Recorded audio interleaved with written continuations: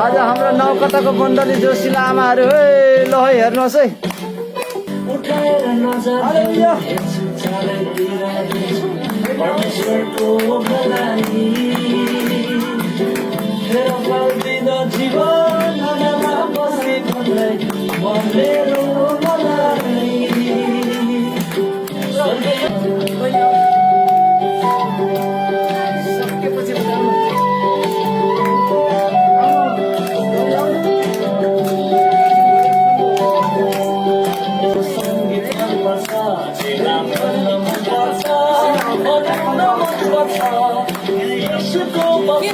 Yes, okay.